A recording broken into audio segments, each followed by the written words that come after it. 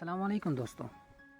आज हम एक ऐसी कहानी बताने जा रहे हैं जिसमें एक मुआशरती बुराई को आपके सामने पेश किया जाएगा जो कि आजकल एक बड़ा कारोबार बन चुका है। तो चलिए शुरू करते हैं। रात के 12 बजे थे। कराची की सड़कें सुनसान थी सिवाय चंद गाड़ियों के जो रात की खामोशी को चीरती हुई गुजर रही थी। एक पुराने से अपार्टमेंट के तीसरी मंजिल पर एक कमरे में मदम रोशनी चल रही थी। उस कमरे में बैकग्राउंड में टीवी पर एक मशहूर स्टेज ड्रामा चल रहा था जहां दो जगतबाज एक दूसरे पर फहश जुमले कस रहे थे और हाल कहकों से गूंज रहा था। कमरे में बैठा एक शख्स आदिल अपने लैपटॉप पर कुछ लिख रहा था। उसकी आंखों में एक अजीब सी चमक थी जैसे वो कोई राज खोलने वाला हो। आदिल एक आम सा सहाफ़ी था जो एक मुकामी अखबार में कॉलम लिखता था। उसकी ज़िंदगी सादा थी लेकिन उसके दिल में एक चिंगारी थी, मुआशरे की बुराइयों को बेनकाब करने की चिंगारी। एक दिन उसे एक गुमनाम ईमेल मौसूल हुई जिसमें लिखा था, अगर तुम सच जानना चाहते हो कि हमारा मुआशरा क्यों हंसता है तो इस एड्रेस पे आओ। रात 1 बजे अकेला।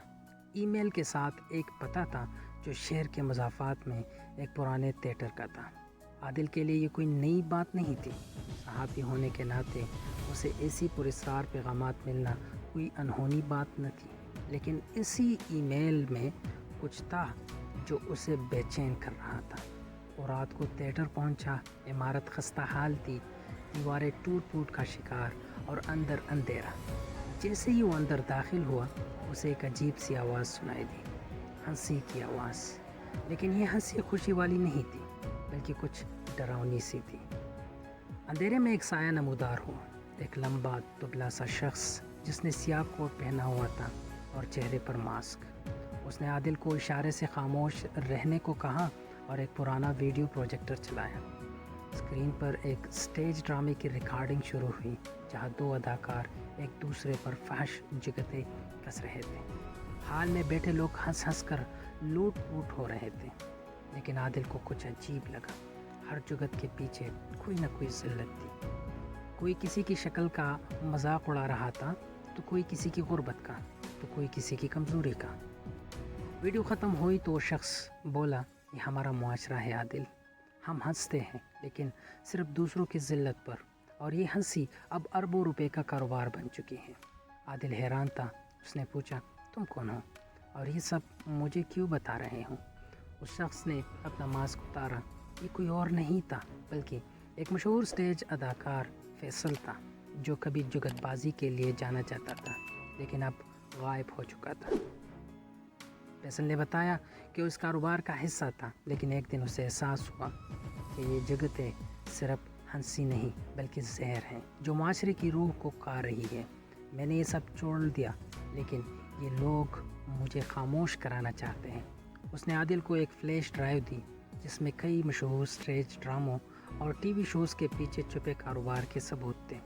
प्रोड्यूसर्स, स्पॉन्सर्स और यहाँ तक कि कुछ सियासतदान भी इस कारोबार में मुलव्विस थे जो इस हंसी को अवाम के जहनों को कंट्रोल करने के लिए इस्तेमाल कर रहे थे। फैसल ने कहा, ये तुम्हारा इम्तिहान है आदिल। अगर तुम ये राज बेनकाब कर सकते हो तो शायद हमारा मुआशरा बदल सकता है, लेकिन ख़बरदार, ये लोग ख़तरनाक हैं। आदिल ने फ्लैश ड्राइव ली और घर वापस आया, लेकिन उसे लगा कि कोई उसका पीछा कर रहा है। अगले दिन उसके दफ्तर में चोरी हुई और उसका लैपटॉप गायब था। उसे धमकी आमेज़ फ़ोन कॉल्स आने लगे, चुप रहो वरना तुम्हारा अंजाम फैसल जैसा होगा। लेकिन आदिल डरने वालों में से न था। उसने अपने एक काबिल एतमाद दोस्त शहजाद, जो एक सोशल मीडिया इन्फ्लुएंसर था, के साथ मिलकर इस कहानी को यूट्यूब पर शेयर करने का फैसला किया। आदिल और शहजाद ने एक वीडियो बनाई जिसका टाइटल था, हंसी का जहर, जुगतों का अरबों कारोबार। वीडियो में आदिल ने फैसल से एक मुलाकात, फ्लैश ड्राइव के सबूत और इस कारोबार के मुआशरे पर असरात की बात की, लेकिन इसे दिलचस्प बनाने के लिए उन्होंने वीडियो को एक कहानी की तरह पेश किया। ड्रामाई मौसीकी, सस्पेंस और आखिर में एक सवाल, क्या हम हंसते हैं या हंसाए जाते हैं? वीडियो अपलोड होते ही वायरल हो गई। लाखों लोगों ने उसे देखा, शेयर किया اور کامنٹس میں اپنے خیالات لکھیں۔ کچھ لوگوں نے عادل کی ہمت کی تعریف کی جبکہ کچھ نے اسے جھوٹا کہا، لیکن سب سے بڑا جھٹکا تب آیا جب فیصل اچانک ایک لائیو سٹریم میں نمودار ہوا اور اپنی کہانی خود سنائی۔ اس نے بتایا کہ وہ کس طرح اس کاروبار سے نکلا اور اب کیسے روپوش ہے۔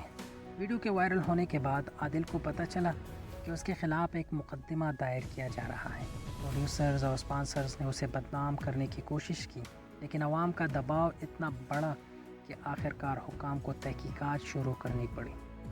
کئی بڑے نام بے نقاب ہوئے اور کچھ اسٹیج ڈراموں پر پابندی لگائی گئی۔ آخر میں عادل ایک چھوٹے سے کیفے میں بیٹھا چائے پی رہا ہے۔ اس کے سامنے ٹی وی پر خبر چل رہی ہے کہ فیصل کو تحفظ دیا گیا ہے اور وہ اب ایک کتاب لکھ رہا ہے جس کا نام ہے ہنسی کی حقیقت۔ عادل مسکراتا ہے اور سوچتا ہے شاید ہم اب سچ میں ہنسنا سیکھیں گے۔ یہ کہانی صرف ایک صحافی کی نہیں بلکہ ہم سب کی ہے۔ ہم ہنستے ہیں، لیکن کیا ہم نے کبھی سوچا ہے کہ ہماری ہنسی کس کی دکھ پر بنتی ہے؟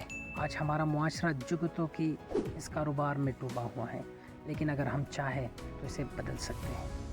تو آئیے ہنسے، لیکن سچ کی ہنسی، ایسی ہنسی جو دل سے دل تک جائے، نہ کہ کسی کی ذلت پر بنے۔ السلام۔